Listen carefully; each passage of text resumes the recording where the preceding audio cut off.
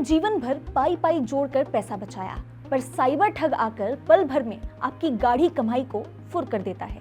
ये पूरी कहानी एक कॉल से शुरू होती है। सामने से कोई कहता है कि आपका फोन नंबर आतंकवादियों ने इस्तेमाल किया है। आपके नाम पर मुंबई में कई बैंक अकाउंट खोले गए हैं और अब आप पर एनआईए और ईडी की नजर है। अगर आपने अभी सहयोग नहीं किया तो आपको तुरंत गिरफ्तार कर लिया जाएगा। ये सुनकर आपको कैसा लगा? डर, घबराहट और सवालों का तूफान। यही डर बनता है ठगों का सबसे बड़ा हथियार। यही हुआ दिल्ली के गुलमोहर पार्क में रहने वाले 70 साल के ऊपर के एक रिटायर्ड बैंकर नरेश मल्होत्रा के साथ। पूरी जिंदगी बैंकिंग में गुजारने वाले, लाखों करोड़ों का लेन देन देखने वाले एक शख्स को पिछले 1.5 महीने से करीब 23 करोड़ रुपए के डिजिटल फ्रॉड में फंसा लिया गया। नमस्कार, मैं हूं मुस्कान ओझा, आप देख रहे हैं मनी 9 और आज की ये कहानी सिर्फ एक रिटायर्ड बैंकर के साथ हुए फ्रॉड की नहीं है। ये कहानी उन ठगों की है जिसने हर वर्ग के लोगों को, यानी एक बुजुर्ग, क्या जवान, नौकरी पेशा या फिर बेरोजगार, यानी हर तरह के लोगों को अपना शिकार बनाया हुआ है। और इस कहानी में वो डर, वो दबाव, फर्जी दस्तावेज और करोड़ों की ठगी की बात हम करने वाले हैं। ये कहानी शुरू होती है लगभग 1.5 महीने पहले। 1 अगस्त को नरेश मल्होत्रा के लैंडलाइन पर फोन आता है। कॉल करने वाली महिला खुद को एयरटेल की प्रतिनिधि बताती है। आवाज में इतना यकीन था कि कोई भी भरोसा कर ले। उसने कहा कि आपका नंबर हैक हो चुका है और इसका इस्तेमाल मुंबई में कई बैंक अकाउंट खोलने में किया जा रहा है। ये अकाउंट पुलवामा से जुड़े 1300 करोड़ के टेरर फंडिंग केस से जुड़े हैं। ये सुनकर घबराना तो लाजमी था और घबराहट में इंसान वही करता है जो सामने वाला कहे। बस फिर क्या था, इसके बाद ही शुरू होता है पूरा असली खेल। कॉल सीधे मुंबई पुलिस के कथाकथित अधिकारियों से जोड़ दी जाती है। वीडियो कॉल हुई, नकली पुलिस आईडी दिखाई गई, एक संदिग्ध की फोटो तक दिखाई गई और पूछा गया कि आपका इससे कोई संबंध है जिस व्यक्ति की हम आपको फोटो दिखा रहे हैं। जब उन्होंने मना कर दिया कि नहीं भैया मैं तो नहीं जानता, तो कहा गया तो आपको अपनी सफाई देनी होगी। फिर उन्हें नकली चार्जशीट, अरेस्ट वारंट भेजा गया। बोला गया कि अगर उन्होंने सहयोग नहीं किया तो उन्हें मनी लॉन्ड्रिंग और टेरर फंडिंग में फंसाकर 6 महीने के लिए अंदर कर दिया जाएगा। अब यहां से ठगों ने जो असली जाल है वो बिछाना शुरू किया।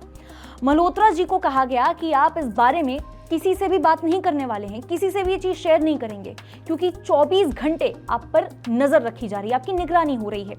डर और दबाव इतना बढ़ गया कि मल्होत्रा जी ने अपने निवेश बेचना शुरू कर दिया। 4 अगस्त से उन्होंने शेयर बेचे और करीब 12.84 करोड़ रुपए इन अकाउंट्स में भेज दिए गए, जो ठगों ने बताया था कि इस अकाउंट में आप ट्रांसफर कर दीजिए। इससे पहले 14 लाख रुपए वो भेज ही चुके थे। इसके बाद एक और दौर चला जिसमें 9.90 करोड़ रुपए जो है वो भेजे गए, यानी कि सितंबर की शुरुआत देखा जाए तो पूरी रकम अगर मैं आपको टोटल बताऊं तो 22.92 करोड़ रुपए जो है वो जा चुके थे। ये पूरा खेल यही नहीं रुका। 4 सितंबर को उन्हें फिर से एक कॉल आता है।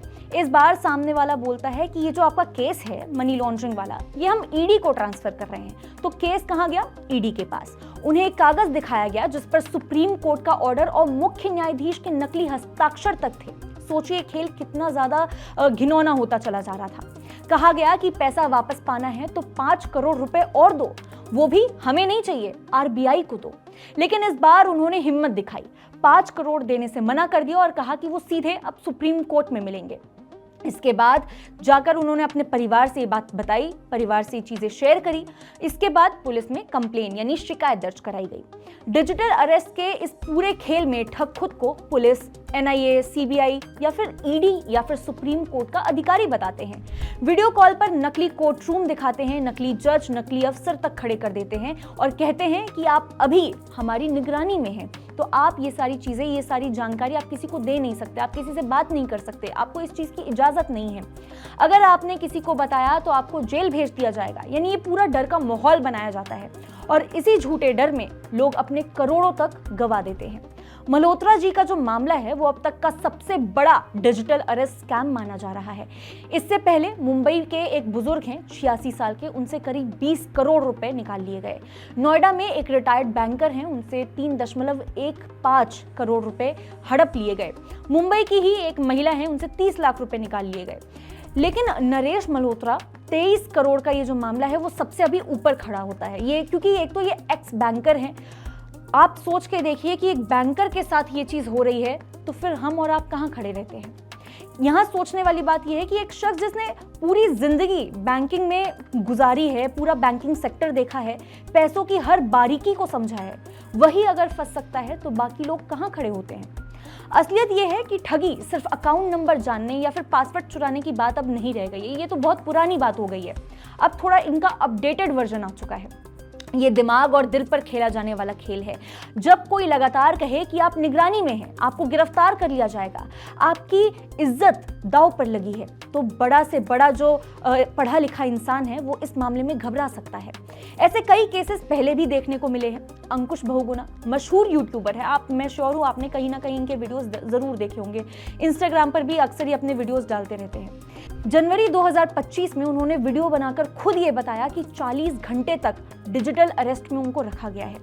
इसके अलावा नोएडा का केस अगर देखा जाए तो एक 77 साल के रिटायर्ड बैंकर 15 दिन तक जाल में फंसाकर उनसे 3 करोड़ रुपए ले लिए गए। ठीक इसी तरह 86 साल के बुजुर्ग जिनकी हम बात कर रहे थे मुंबई की, वो 2 महीने तक उनके साथ ये खेल खेला गया और 20 करोड़ रुपए उनसे ऐंठ लिए गए। अब इस पर एक बार फिर सरकार का टेक भी हम समझ लेते हैं कि सरकार का इस पे क्या कहना है, किस तरह की गाइडलाइंस है जो आप फॉलो कर सकते हैं इन सारी चीजों से, इन धोखाधड़ी से, ठगों से बचने के लिए। गृह मंत्रालय ने 14C पर और सर्टेन में एडवाइजरी जारी की है, जिसमें यह साफ कहा गया है कि कोई भी एजेंसी वीडियो कॉल पर गिरफ्तारी नहीं करती है। साथ ही साथ साइबर अपराध हेल्पलाइन नंबर यानी कि 1930 और वेबसाइट cybercrime.government.in पर आप तुरंत इस चीज को लेके रिपोर्ट कर सकते हैं। अपील की गई है और कई बार यह भी कहा गया है कि अगर आप तुरंत रिपोर्ट करते हैं तो कई हद तक पुलिस आपका जो अकाउंट है वो फ्रीज कर सकती है और रकम जो है आपकी वो बच सकती है, यानी ठगों के पास जाने से वो रकम बचाई जा सकती है। अब ये तो थी सरकारी बात कि भाई सरकार की तरफ से क्या टेक लिए गए हैं, लेकिन हम अपने तरफ से कौन से स्टेप ले सकते हैं, कौन से प्रिकॉशंस ले सकते हैं, ये भी जानना बहुत जरूरी है। देखिए, सबसे पहले तो जब कभी आपको इस तरह का कॉल आए तो किसी से छुपा कर मत रखिए, तुरंत परिवार को बताइए, शेयर कीजिए ये सारी चीजें। खुद इंटरनेट से एजेंसी का असली नंबर खोजिए और वहीं से वेरीफाई कीजिए कि जिस नंबर से आपको कॉल आ रहा है, जिस भी एजेंसी का वो ऑफिसर अपने आप को बता रहा है जो भी कॉल पे है, क्या वो नंबर सही है या फिर ठगी है, आपके साथ ठगी करने की कोशिश हो रही है। बैंक और ब्रोकर से तुरंत इस चीज को शेयर करें और उन्हें इन्फॉर्म करें ताकि ट्रांजैक्शन किसी भी तरह का अगर हुआ है तो वो रोका जा सके। 1930 पर कॉल करें और साइबर क्राइम पोर्टल जिसके बारे में हमने आपको बताया उस पर शिकायत लिखें। अपने आधार से जुड़े मोबाइल नंबर पे हमेशा मैसेजेस को चेक करते रहें, उस पर नजर बनाए रखें। देखिए, कहना गलत नहीं होगा कि डिजिटल अरेस्ट आज की तारीख में सबसे खतरनाक साइबर ठगी बन चुका है। इसमें टेक्नोलॉजी भी शामिल है और इंसान की सबसे बड़ी कमजोरी यानी कि डर, ये भी शामिल है। याद रखिए, सीबीआई, ईडी, पुलिस या फिर सुप्रीम कोर्ट कभी भी वीडियो कॉल पर आपकी गिरफ्तारी नहीं करते, कभी आपसे पैसा नहीं मांगते। इसलिए सतर्क रहना, जागरूक रहना और इस तरह के किसी भी कॉल आने पर 1930 पर कॉल करके इन्फॉर्म करना बेहद जरूरी है। आज की कहानी में बस इतना ही। ऐसी ही और वीडियोस के लिए देखते रहिए मनी 9।